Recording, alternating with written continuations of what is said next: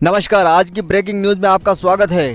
Breaking news आ रही है बिहार से, जहां पर नीतीश कुमार है गठबंधन से नाराज। जी हाँ, बिहार के मुख्यमंत्री और नीतीश कुमार, जो कि जेडीयू के राष्ट्रीय अध्यक्ष भी हैं, वो बताए जा रहे हैं इंडिया अलायंस से नाराज। खबर आ रही है कि इंडिया अलायंस की ओर से उनको राष्ट्रीय संयोजक पद नहीं मिलने से वो नाराज हैं। उनकी ये नाराजगी इंडिया अलायंस पर भारी भी पड़ सकती है, क्योंकि बिहार में नीतीश कुमार ही है जिन्होंने इंडिया अलायंस के लिए अलग अलग राज्यों का दौरा किया और वो ममता बनर्जी से भी मिल चुके थे।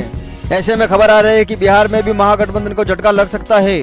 ममता बनर्जी, जो कि पश्चिम बंगाल की मुख्यमंत्री भी है और टीएमसी की नेतृत्व भी करती है, किसी और पार्टी का नेता राष्ट्रीय संयोजक बने या फिर प्रधानमंत्री पद के लिए उम्मीदवार बने, बिहार में जिस प्रकार से मोदी लहर चल रही है, उसे यही लगता है कि नीतीश कुमार भी मोदी जी के साथ में आना चाहते हैं। वहीं दूसरी तरफ इंडिया अलायंस की ओर से गठबंधन के साथी एक एक करके निकल रहे हैं। नीतीश कुमार और ममता बनर्जी में बात नहीं बन रही तो अरविंद केजरीवाल और कांग्रेस में भी बात नहीं बन पा रही है। वहीं एक तरफ कांग्रेस पार्टी चाहती है कि राहुल गांधी देश के प्रधानमंत्री पद के लिए उम्मीदवार बने। वहीं लालू प्रसाद यादव की पार्टी चाहती है कि नीतीश कुमार इसका नेतृत्व करे। वहीं दूसरी तरफ मायावती ने भी उत्तर प्रदेश में अखिलेश यादव को झटका देते हुए उनसे गठबंधन की बात को ठुकरा दी है। इस प्रकार से इंडिया अलायंस को झटके पर झटके लग रहे हैं, तो वहीं बिहार में नीतीश कुमार के खिलाफ चिराग पासवान भी उतर गए हैं।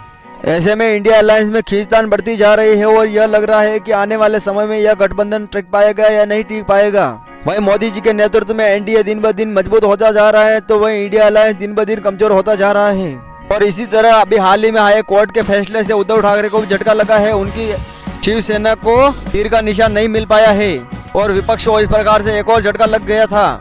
विपक्ष चाहता है कि आखिर किसको बनाया जाए उम्मीदवार, जो कि प्रधानमंत्री मोदी को टक्कर दे सके, लेकिन ऐसा कोई उम्मीदवार फिलहाल मिल नहीं रहा है, क्योंकि कोई भी गठबंधन का साथी इंडिया अलायंस में ज्यादा दिन टिक नहीं पा रहा है और एक एक करके निकलता जा रहा है। खबर आ रही है कि सपा अध्यक्ष अखिलेश यादव नहीं चाहते हैं कि उत्तर प्रदेश में कांग्रेस पार्टी को ज्यादा सीटें दी जाए, और कांग्रेस पार्टी चाहती है कि अच्छी खासी सीटें लड़ी जाए ताकि वो समाजवादी पार्टी पर दबाव बनाया जा सके। ऐसे में अभी हाल ही में हुई मीटिंग में भी नीतीश कुमार को संयोजक नहीं बनाया गया। बताया जा रहा है कि ममता इससे नाराज थी कि नीतीश कुमार संयोजक नहीं बनना चाहिए। नीतीश कुमार ने भी यह कहते हुए हामी भरती की कांग्रेस पार्टी से ही किसी को संयोजक पद दिया जाए। कई पार्टियां चाहती है कि यह संयोजक पद या इंडिया अध्यक्ष पद का दावेदार मल्लिकार्जुन खड़गे को बनाया जाए, क्योंकि संयोजक पद को लेकर ममता और नीतीश कुमार में टकराव की स्थिति चल रही है। ऐसे में शरद पवार का नाम भी चल सकता है, लेकिन अधिकांश पार्टियां चाहती है कि कांग्रेस पार्टी से ही यह पद दिया जाए। कांग्रेस पार्टी की बात की जाए तो अभी इसने हाल ही में तेलंगाना में चुनाव जीता है, लेकिन फिर भी 2 राज्य गंवाने के कारण अन्य पार्टियां उस पर दबाव बना रही है।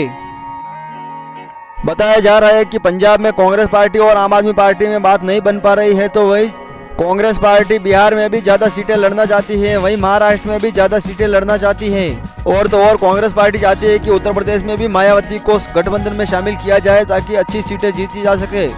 लेकिन मायावती ने अखिलेश यादव को यह कहते हुए गठबंधन से इनकार कर दिया कि उनको गठबंधन में ज्यादा नुकसान होता है और विपक्षी पार्टियों को फायदा होता है। ऐसे में कांग्रेस पार्टी के लिए उत्तर प्रदेश और बिहार में गठबंधन करना और उस गठबंधन में ज्यादा सीटें लेना बहुत मुश्किल होता जा रहा है, क्योंकि लोकसभा चुनाव की बात की जाए तो वो ज्यादा दूर नहीं है, क्योंकि मई के आसपास ही चुनाव होने हैं। वहीं राहुल गांधी भारत जोड़ो न्याय यात्रा पर निकल पड़े हैं। नीतीश कुमार ने अभी हाल ही में एक बयान दिया था, जिसमें उन्होंने कहा कि सीटों का बंटवारा जल्द से जल्द होना चाहिए, नहीं तो बहुत देर हो जाएगी और इंडिया अलायंस को इसका बहुत बड़ा नुकसान उठाना पड़ सकता है। और प्रधानमंत्री नरेंद्र मोदी को एक बार फिर से प्रधानमंत्री बन जाएंगे आसानी से, और भविष्य में भी उनको चुनौती देना आसान नहीं रह जाएगा। ऐसे में ममता बनर्जी भी चाहती है कि पश्चिम बंगाल में वो अकेले चुनाव लड़े और किसी पार्टी को कोई सीट न दी जाए, और नीतीश कुमार को कोई संयोजक या राष्ट्रीय अध्यक्ष पद नहीं दिया जाए। ऐसे में अब देखने लायक बात यह होगी कि ममता बनर्जी की इस गठबंधन में कितनी चल पाती है, या फिर ममता बनर्जी पश्चिम बंगाल में अपने दम पर अकेले चुनाव लड़ने की हिम्मत करेगी, क्योंकि वो नहीं चाहती कि इस गठबंधन में कांग्रेस के साथ साथ लेफ्ट भी शामिल हो। ऐसे में ममता बनर्जी के लिए एक साथ दोहरी मुसीबतें खड़ी हो गई है, क्योंकि पश्चिम बंगाल में भी प्रधानमंत्री नरेंद्र मोदी की लोकप्रियता में दिन ब दिन बढ़ोतरी होती जा रही है। वहीं टीएमसी और जदयू जैसी पार्टियां चाहती है कि वो अपनी अपनी पार्टी से पीएम फेस तैयार करे, क्योंकि जदयू चाहती है कि नीतीश कुमार को प्रधानमंत्री पद के लिए उम्मीदवार बनाए जाए, तो वहीं टीएमसी चाहती है कि ममता बनर्जी को इसके लिए दावेदार बनाया जाए। इन पार्टियों में अति महत्वाकांक्षा के कारण ही प्रधानमंत्री नरेंद्र मोदी सर्वे में आगे चल रहे हैं और आगे भी इंडिया अलायंस को इसका नुकसान उठाना पड़ सकता है। कांग्रेस पार्टी चाहती है कि वो सबसे बड़ी पार्टी होने के नाते सबसे ज्यादा सीटों पर चुनाव लड़े, लेकिन प्रधानमंत्री मोदी का मुकाबला वो सीधे तौर पर नहीं कर सकती है, क्योंकि अभी हाल ही में आए 5 राज्यों के विधानसभा चुनाव परिणाम में भी उसको यह सब कुछ भुगतना पड़ चुका है। महाराष्ट्र में उद्धव ठाकरे चाहते हैं कि वो शिवसेना के तौर पर भले ही उनकी पार्टी में टूट हुई हो, लेकिन उनको ज्यादा सीटें चाहिए। और कांग्रेस पार्टी महाराष्ट्र में भी ज्यादा सीटें चाहती है, क्योंकि विपक्ष के तौर पर वो सबसे बड़ी पार्टी है, क्योंकि शिवसेना और यानी कि उद्धव ठाकरे की पार्टी में टूट हुई थी, इसके बाद एनसीपी की पार्टी में भी टूट हुई थी। ऐसे में 2024 के लोकसभा चुनाव में कांग्रेस पार्टी चाहती है कि महाराष्ट्र में ज्यादा सीटों पर चुनाव लड़ी जाए और बिहार में भी वो 10 सीटों पर चुनाव लड़ना चाहती है।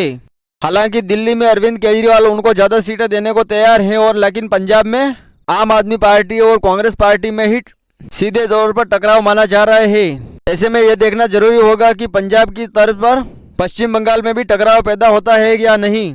बताया यह भी जा रहा है कि नीतीश कुमार को अगर इंडिया गठबंधन में ज्यादा सीटें नहीं दी गई तो, या फिर उनको तरजीह नहीं दी गई तो वो किसी अन्य गठबंधन से भी जुड़ सकते हैं, और इसका नुकसान सीधा तौर पर इंडिया अलायंस को बिहार में उठाना पड़ सकता है। और अभी हाल ही में आए लोकसभा चुनाव के सर्वे में यह साफ पता चलता है कि उत्तर प्रदेश और बिहार में भी प्रधानमंत्री नरेंद्र मोदी सर्वे में नंबर 1 चल रहे हैं। और ऐसी स्थितियों में अगर इन पार्टियों में टकराव पैदा होता है तो यह प्रधानमंत्री मोदी को सीधा फायदा करता है, क्योंकि इन पार्टियों में से कोई नहीं चाहता है कि किसी दूसरे दल से प्रधानमंत्री पद के लिए उम्मीदवार बनाया जाए या फिर संयोजक बनाया जाए। कांग्रेस पार्टी सबसे बड़ा दल होने के नाते यह चाहती है कि उनकी पार्टी से प्रधानमंत्री पद के लिए दावेदार बनाया जाए, लेकिन टीएमसी और समाजवादी पार्टी जैसी अन्य पार्टियां नहीं चाहती है कि कांग्रेस पार्टी से यह पद दिया जाए, क्योंकि कांग्रेस पार्टी भी कहीं न कहीं दबाव महसूस कर रही है, क्योंकि अभी हाल ही में हुए विधानसभा चुनाव के परिणाम में भी उसको कोई खास सफलता नहीं मिल पाई थी। उसने 5 राज्यों में से मात्र तेलंगाना जैसा प्रदेश ही जीता है, जहां पर लोकसभा की 17 सीटें आती हैं। और माना जा रहा है कि यहां पर भी प्रधानमंत्री नरेंद्र मोदी की रैलियां होने के बाद माहौल बदल सकता है, जैसा कि 2019 के लोकसभा चुनाव में हुआ था। और ऐसे में मायावती ने भी चुनाव में गठबंधन न करने की बात कर गए इंडिया अलायंस को बहुत बड़ा झटका दे दिया है। और माना यह भी जा रहा है कि ऐसी कई सारी पार्टियां हैं जो कि इंडिया अलायंस से टूटकर एनडीए के साथ गठबंधन कर सकती है। और खास करके नीतीश कुमार जो कि बिहार के मुख्यमंत्री है, वो उन पर माना जा रहा है कि वो अगर उनको मन मुताबिक सीटें नहीं मिली तो वो इंडिया अलायंस को छोड़कर प्रधानमंत्री नरेंद्र मोदी के साथ में आ सकते हैं और इंडिया अलायंस को बहुत बड़ा झटका दे सकते हैं, क्योंकि नीतीश कुमार की पार्टी के लोग भी चाहते हैं कि प्रधानमंत्री पद के लिए उम्मीदवार नीतीश कुमार को बनाया जाए। वहीं दूसरी ओर कांग्रेस पार्टी चाहती है कि प्रधानमंत्री पद के लिए उम्मीदवार उनकी पार्टी से किया जाए। अभी हाल ही में हुई एक मीटिंग में भी इंडिया अलायंस में कोई सर्वसम्मति नहीं बन पाई थी। अब ऐसे में देखने वाली बात यह है कि आने वाले समय में क्या कुछ होता है, अगली बैठक में क्या कुछ होता है। तब तक के लिए जय हिंद, जय भारत।